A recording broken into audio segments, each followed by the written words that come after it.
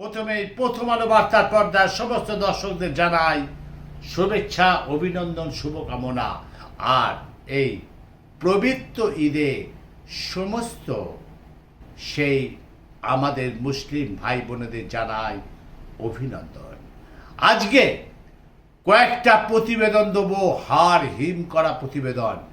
প্রথমেই আমি আসছি, আমাদের জাতীয় পতাকা উল্টো করে টাঙিয়ে পথ পথ করে উঠছে কোথায় জানেন? পৌরসভায়। আপনাদের দেখাবো একটা ছোট্ট ব্রেকের পর আমি আসছি, দেখতে থাকুন। আমি অমর চ্যাটার্জি। হেভেন্স বোন স্কুল এমন একটি শিক্ষা প্রতিষ্ঠান যেখানে পড়াশোনার পাশাপাশি খেলাধুলা ও শরীর চর্চার মাধ্যমে ছাত্রছাত্রীদের উৎসাহিত করা হয়। এটি একটি ইংরেজি মাধ্যম স্কুল যেখানে খুবই স্বল্প খরচে বাচ্চাদের শিক্ষা প্রদান করা হয়ে থাকে। মধ্যবিত্ত পরিবারের ছাত্রছাত্রীরাও যাতে এখানে পড়াশোনা শিখতে পারে, এটাই হচ্ছে এই স্কুলের প্রধান লক্ষ্য। এখানে শিশু শ্রেণীর ছাত্রছাত্রীদের পড়াশোনার প্রতি অনুরাগী করে তুলতে রয়েছে সমস্ত রকম আধুনিক পরিকাঠামো। তাই আপনি ইংরেজি মাধ্যমে স্কুলে খরচের কথা চিন্তা না করে সম্পূর্ণ চিন্তামুক্ত হয়ে আজই আসুন হেভেন্স বোন শিক্ষা প্রতিষ্ঠানে আপনার শিশুর সঠিক মূল্যায়ন ও ভবিষ্যৎ গড়ে তুলতে। ঠিকানা হেভেন্স বোন school, 99/1 Baidyabati, nursery road. Heavens বোন স্কুল এটি বৈদ্যবাটি শহরে প্রতিষ্ঠিত এবং আমরা যে কারিকুলামটাকে ফলো করি সেটি হচ্ছে সিবিএসই। এখানে ছাত্রছাত্রীদের পড়াশোনার সাথে সাথে খেলাধুলার প্রতি এবং এক্সট্রা কারিকুলার অ্যাক্টিভিটিসের প্রতি বিশেষভাবে জোর দেওয়া হয় এবং আমাদের এখানে খুবই স্বল্প খরচে ইংরেজি মাধ্যমকে ফলো করে বাচ্চাদেরকে পড়ানো হয় এবং এখানে সঠিক এবং আধুনিক পরিকাঠামোর দ্বারা স্কুলটা চালিত।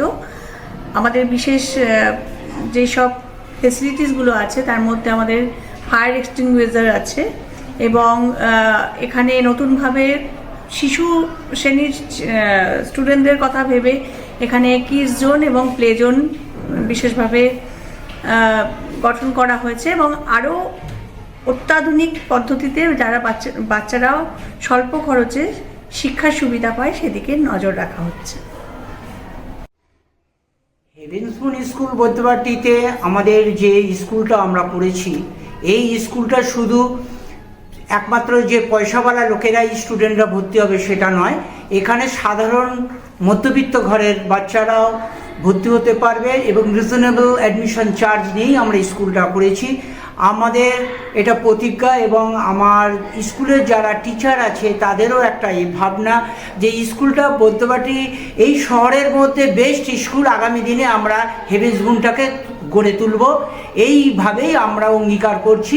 আমাদের এখানে প্লে জোন থেকে কিড জোন থেকে আরম্ভ করে ক্লাস, এখানে আমাদের একবার ভর্তি হলে বাচ্চার ক্লাস 12 অবধি নিশ্চিতভাবে তারা সিবিএসসি বোর্ডে পড়াশোনা করতে পারবে। যেটা আপনাদের বললাম, সেই ব্রেকিং এর আগে খোদ পৌরসভায় জাতীয় পতাকা উল্টো করে টাঙানো এবং সেটা পথ পথ করে উঠছে আজ সকাল থেকে। কোথায় জানেন? নদিয়া জেলায়, নদিয়া চাকদহ পুরনো পৌর ভবনে। হ্যাঁ, সরাসরি দেখুন সেই জাতীয় পতাকা উল্টোভাবে টাঙানো আছে। এটা আমাদের জাতীয় পতাকা, এর সম্মান অনেক বেশি। হ্যাঁ, দেখুন, আমি আবার মূল পর্বে আসছি। নদিয়া চাকদহ পুরনো পৌর ভবনে জাতীয় পতাকার অবমাননা জানিয়ে নিন্দা ঝড় চাকদহ শহর জুড়ে। শনিবার অর্থাৎ আজ সকালবেলা হঠাৎ বাজার চলতি মানুষ দেখে উল্টোভাবে পতাকা উঠছে। মুহূর্তের মধ্যে ভাইরাল হয় সেই ছবি, জানিয়ে শাসক দলকে আক্রমণ করতে ছাড়েনি বিরোধী দলগুলো। আমাদের সংবাদ মাধ্যমে কে কি জানাচ্ছেন চাকদহ পৌরসভার পৌরপিতা থেকে শুরু করে বিরোধীরা, শোনাবো আপনাদের। আমাদের প্রতিনিধি সরাসরি সেখানে ছিল, সেই ছবি তুলেছে। শুধু তাই নয়, সেই পৌর প্রধান থেকে বিরোধী দলগুলো কি বলল। এই জাতীয় পতাকা আমাদের একটা সম্মানের জায়গা, তার স্থান অনেক উঁচুতে, কিন্তু সে জাতীয় পতাকাকে উল্টো করে টাঙানো হয়েছে এবং সেটা আজ পথ পথ করে উঠছে সেই একদম ওপরে। সরাসরি দেখুন আমাদের প্রথম আলো বার্তার পর্দায় প্রথম প্রতিবেদন, আশ্চর্যজনক। সরাসরি দেখুন।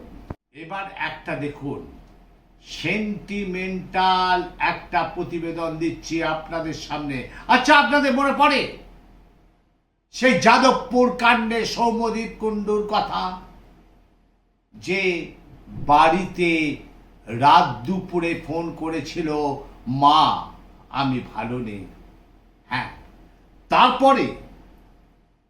তারপরের দিন সকালবেলা দেখা গেল তার বডি চারতলার ওপর থেকে ফেলে দিল তারই সেই সহপাঠীরা। এই নিয়ে রাজ্য জুড়ে তোলপাড় হয়েছে। হ্যাঁ, সেই ছায়া পড়ল কোথায় জানেন? সেই ছায়া পড়ল সেই পূর্ব বর্ধমান জেলায় সাতগাছিয়ার হিন্দু মিশন বয়েজ ওয়েলফেয়ার হোমে ছাত্রের রহস্যজনক মৃত্যুর পর মৃত্যুর সঠিক কারণ জানতে শুক্রবার গতকাল মৃতদেহ পাঠানো হলো কালনা মহকুমা হসপিটাল থেকে বর্ধমান মেডিকেল কলেজ হসপিটালে। হিন্দু মিশন বয়েজ ওয়েলফেয়ার হোমে ছাত্রের রহস্যজনক মৃত্যু ঘিরে চাঞ্চল্য ছড়িয়ে পড়ল। শুধু তাই নয়, এলাকাবাসীরা তটস্থ হয়ে আছে। আবার কি সেই যাদবপুর কাণ্ড?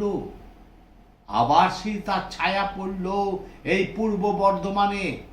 এইবার দেখুন, ছেলের মৃত্যু স্বাভাবিক নয়। সিসিটিভি ফুটেজে যা ছবি দেখা গেছে সেই ছবি আমার ছেলের নয়। শুক্রবার এমনই চাঞ্চল্যকর দাবি করলেন মৃতের বাবা। ঘটনার পর থেকে এই দিন শুক্রবার সকাল থেকেই ওই হোমে শুনশান চেহারা। যদিও হোম কর্তৃপক্ষের দাবি দোতলায় খেলা করার জন্য দোতলায় ক্যান্টিলিভারের পড়ে থেকেই মৃত্যু হয়েছে ওই ছাত্রের। জানা গিয়েছে মৃত্যু ওই ছাত্রের নাম তন্ময় দাস। ওই হোমের পঞ্চম শ্রেণীতে ছাত্র ছিল। কালনা শহরের লাল বাগান এলাকায় তারই বাড়ি। 2022 সাল থেকে ওই হোমেই পড়াশোনা করতে ওই ছাত্র।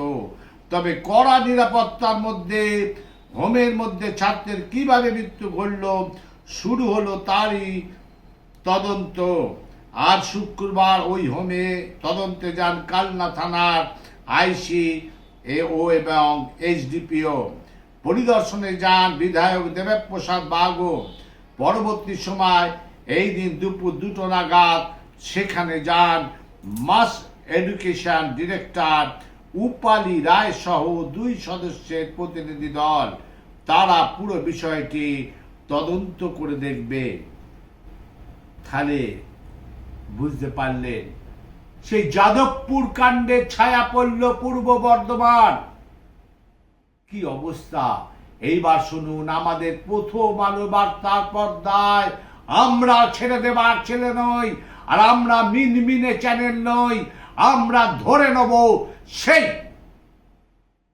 সেই একদম প্রধান শিক্ষক থেকে শুরু করে এবং সেখানে বিরোধী দলগুলো তারা কি বলল আমাদের প্রথম আলো বার্তার পর্দায়।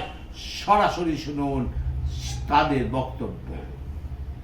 এইবার আসছি মালদায় হিন্দুদের উপর অত্যাচারের অভিযোগ। দুর্গাপুরে রাজ্য সড়ক অবরোধ বিজেপি।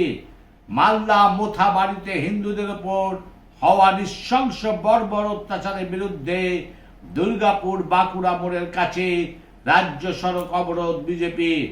দলের বিধায়ক লক্ষণচন্দ্র ঘোড়ইয়ের নেতৃত্বে অবরোধ বিজেপি কর্মী সমর্থকদের। হ্যাঁ, এই কথাটা কিন্তু কদিন ধরে শোনা যাচ্ছে যে হিন্দুদের ওপর অত্যাচার চালাচ্ছে কিছু মৌলবাদী দুষ্কৃতী। এটাও কিন্তু আমরা সহ্য করব না। আমরা প্রথম আলো বার্তার পর্দায় আমরা সবাইকে বলছি, এটা হিন্দু মুসলমান, আমরা ভাই ভাই, কাঁধে কাঁধ দিয়ে চলি। কিন্তু যেখানে হিন্দুদের ওপর অত্যাচার হবে সেখানে হিন্দুরা কিন্তু জেগে উঠবে, আর হিন্দুরা যখন জেগে উঠবে তখন কিন্তু ওই মৌলবাদী দুষ্কৃতীরা ঘরে ঢুকে পড়বে। সরাসরি শুনুন, সে বিজেপি নেতা তিনি আমাদের পর্দায় কি বললেন। শুধু তাই নয়, টায়ার জ্বালিয়ে রাস্তা অবরোধ করে তারা বিক্ষোভ দেখাচ্ছে।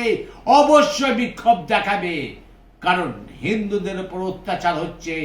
সরাসরি দেখুন তাদের বক্তব্য এবং সেই দৃশ্য দেখুন, টায়ার জ্বালিয়ে বিক্ষোভ প্রদর্শন করছে সেই জায়গায় দেখুন।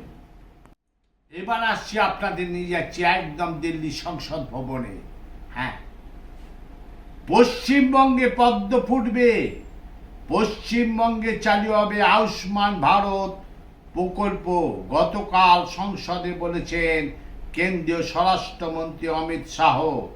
জবাব দিলেন তৃণমূলের সাংসদ দোলা সেন। আমাদের প্রথম আলো বার্তার পর্দায় দোলা সেন নস্যাৎ করে দিলেন সেই অমিত শাহের কথা। সরাসরি শুনুন আমাদের প্রথম আলোর বার্তার পর্দায়। আজকে আপনাদের দেখালাম সেই উল্টো ভাবে আমাদের জাতীয় পতাকা পথ পথ করে উঠছে একটি পৌরসভায়। সেখান থেকে শুরু করেছি আর এলাম লাস্টে দোলা সেনের কথায়। আজকের প্রথম হেডলাইন থাকবে সেই যাদবপুর কাণ্ডের ছায়া কি পূর্ব বর্ধমানে পড়ল।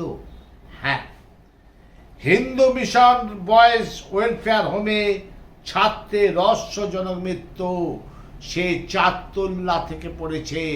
আমরা ধরেই নিচ্ছি, এবং ধরে নিচ্ছে কেন, ধরে নেব যাদবপুর কাণ্ডের ছায়া পড়ল পূর্ব বর্ধমানে।